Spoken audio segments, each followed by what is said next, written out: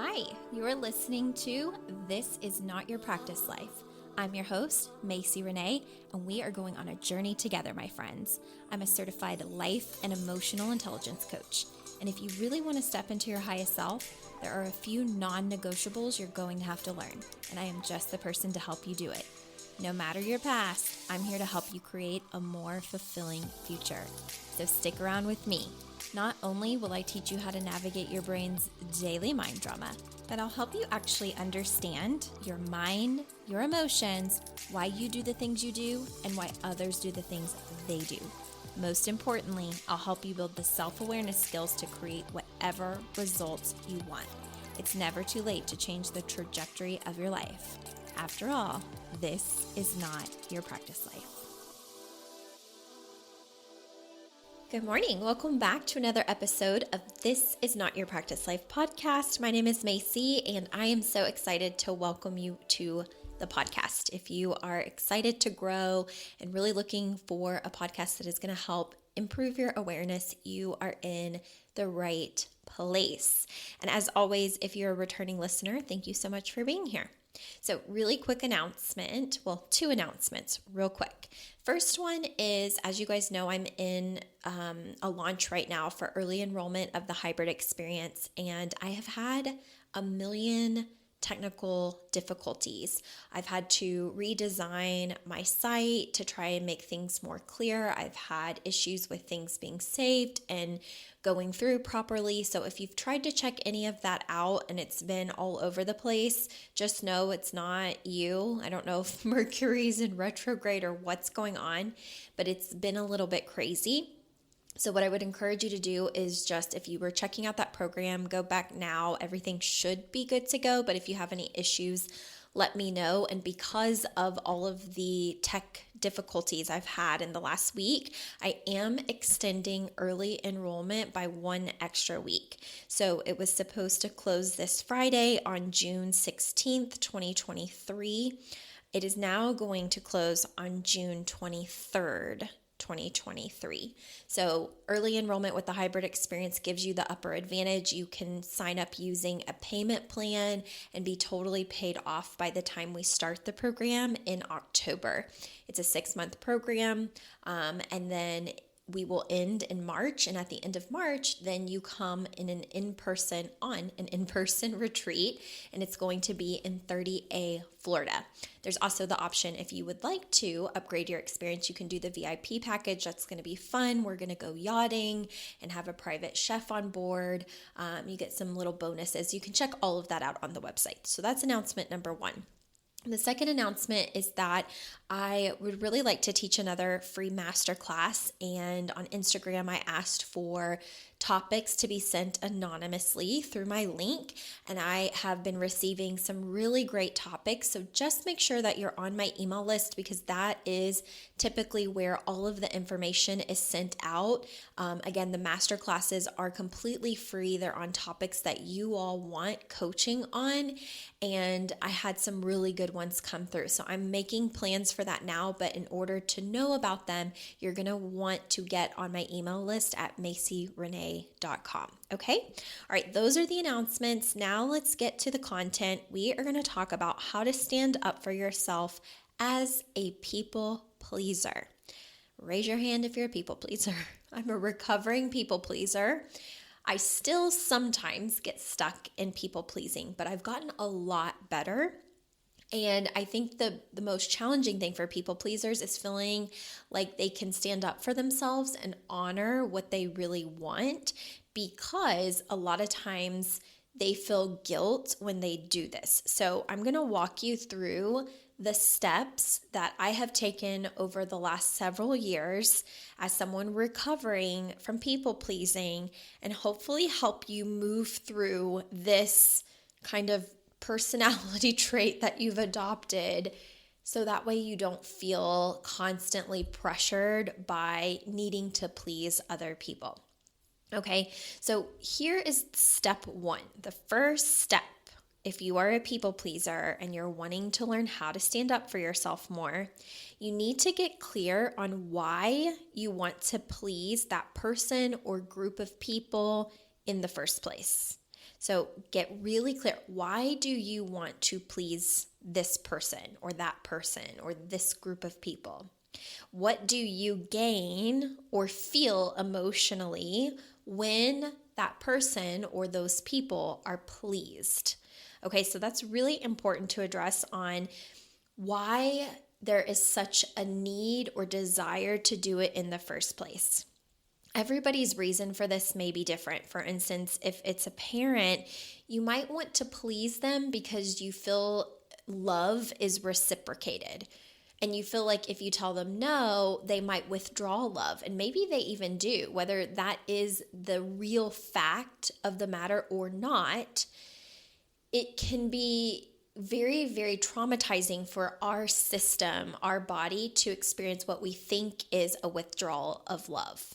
So even if that's not what the other person intends to do, when they, maybe ignore you after they don't get the answer that they want, like whatever action that takes place from being told no or whatever answer that you want to say, a lot of times the way that we interpret it in our system is this feeling of unsafety of, oh no, they're mad at me, or they don't love me as much, or they don't like me as much. So you want to get clear on why you want to please in the first place.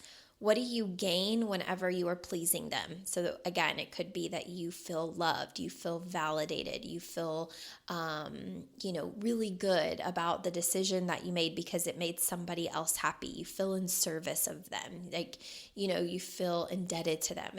Whatever reason, you want to get clear on why. Why are you wanting to people please in the first place? Then step 2 is get clear on what you think would happen if you stopped pleasing them. So what would you really do, say, or avoid if you weren't fearful or worried about the response that they were going to have? Okay, so what I mean by this, on getting clear on what you think would happen if you stop pleasing them, our brain fails ahead of time. Our brain catastrophizes. Oh my gosh, I can't say that. You know what I mean. Basically, our brain makes many things a catastrophe. So let me just say it like that because I clearly can't say it the other way.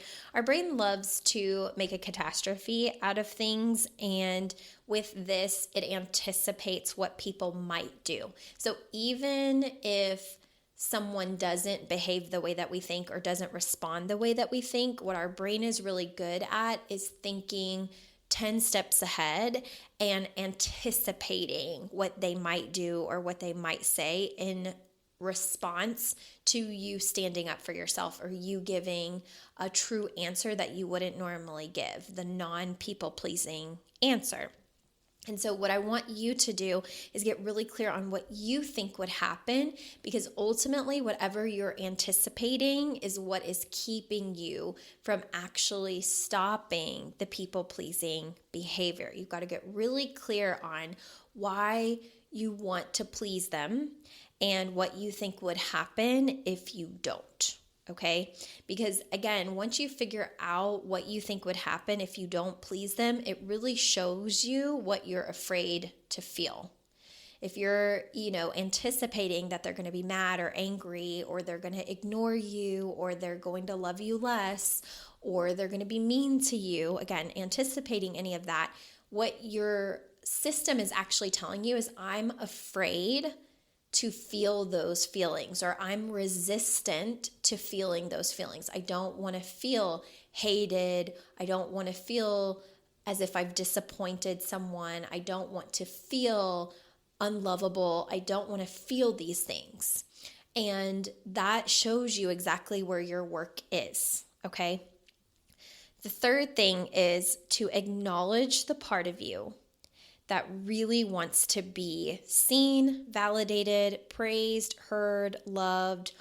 Like, you need to learn how to give this part of you some serious grace. Because again, the emotions that you're resistant to feel if you don't people please, like it's almost like the inner child inside of you just wants to be acknowledged, seen, praised, heard, loved, right? So when you anticipate that you wouldn't receive that anymore by giving your true answer, it just shows like that almost like, I don't want to say wounded inner child, but like that inner child that really just needs to be shown some grace and to be reminded that it's okay to feel those uncomfortable emotions that we're often resistant to, and still hold our ground and still stand up for ourselves and still give our true answer and live our truth, regardless of the reaction of other people, even though we do want to make them happy. Okay? The fourth thing is start noticing and listening to your gut responses. So, what do you notice if you stop long enough and don't give in to the people pleasing? What is your most authentic answer or response when someone maybe reaches out to you to ask you to do something or ask for your help with something or ask, for your opinion on something? Like, if you just give yourself a moment to pause and listen to what your gut response is. What is your intuitive response? What would you say if you had no fear in the world that they would be upset with you? And it doesn't mean that you have to like blurt out this impulsive answer, and it has to come off as this very harsh thing. It just means being very still and listening to your own system first. So for instance, if someone says, "Hey Macy, can you come fly in on X and X date and stay for 4 weeks?" I may want to make them happy and go stay for 4 weeks, but I know my gut answer is like, no, I have a maximum maybe of 2, and I know that I don't want to do 4. If I was still people pleasing, I might be like, sure, I'll come do 4. And then I'm going to be feeling resentment for the answer that I gave because it wasn't my truest response. If, I was anticipating they'll be upset or there'll be disappointment or they'll judge me for my answer.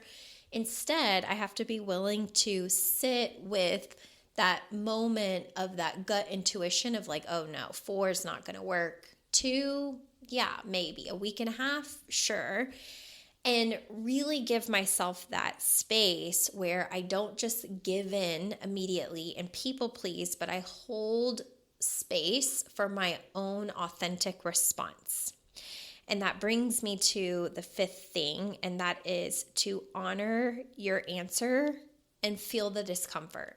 So sometimes, when you decide to stop people pleasing, and I would say a lot of the times actually, you're still going to feel discomfort when you share your true answer, especially in the beginning. Okay? When someone asks you to go somewhere, do something, or expect something from you, and you actually honor your truth and you honor your answer, it's going to feel uncomfortable, especially if this is not a muscle you're used to working or building.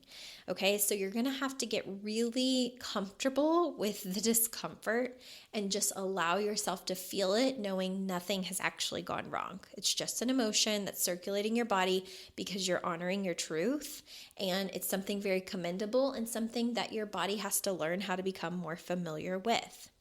So that brings me to the last few things. You want to let yourself be wildly uncomfortable and just notice what comes up for you when you honor your truest answer, and practice getting comfortable in that feeling, because over time, it's not going to feel as challenging as it does right now. When I first started practicing, less people pleasing, I was super uncomfortable. I would just cringe at the thought of answering back a text where I knew that they would be disappointed or upset or possibly mad. And, I didn't want them to have those emotions. But also, here's the thing, you're not responsible for other people's emotions. And every time you're anticipatory about what they may feel, you're also oftentimes taking responsibility for their emotions. And so what you end up doing is basically disregarding your own needs, your own wants, your own desires, your own plans, because you're taking responsibility that if you don't do what they want, they won't be able to control themselves or their emotions. And so you think you're responsible. So you end up stretching yourself really thin in order to kind of combat the discomfort that they may feel. But then you end up getting mad at yourself because you put yourself in discomfort, right? And you don't take responsibility for your own emotional experience. Your job here is to honor your truth and let yourself feel wildly uncomfortable and let them feel whatever it is they're feeling. They might not even be upset. They might be more so shocked that you've actually said no, especially if they're used to a certain behavior from you. But it doesn't mean that everything's going to go to hell in a handbasket, although our brain loves to tell us that it will. So this is just your reminder that if you're learning like how to stop people pleasing and how to stand up for yourself, these are the steps you want to take yourself through in order to work through the people-pleasing behavior that you have maybe adopted over time. And it oftentimes starts in childhood for various reasons. Again, we like to please, right? We want to make our loved ones happy. We want to make our significant other happy. We want our friends to be happy. And as soon as our brain anticipates that something we may say or do may not make them happy, it goes into overdrive of like, oh no, I have to disregard my own needs and make sure that I please them just in case they don't have emotional control. And I just want to remind you that it is their job to manage their emotions and their thinking and what they experience from that. And it's your job to do the same in your own lane for what you're going through as well. Okay, so if you have any questions with this, if you're struggling with this, if you want to work on this, you're more than welcome to reach out or visit MacyRenee.com, schedule a free 60-minute consult. We can talk about what options can be best if, some self-awareness, mindset, emotional intelligence work is what you're wanting to do. And other than that, I hope that you all have an amazing day. Shorter episode today. Have a great week, and I will see you all again next week. Bye.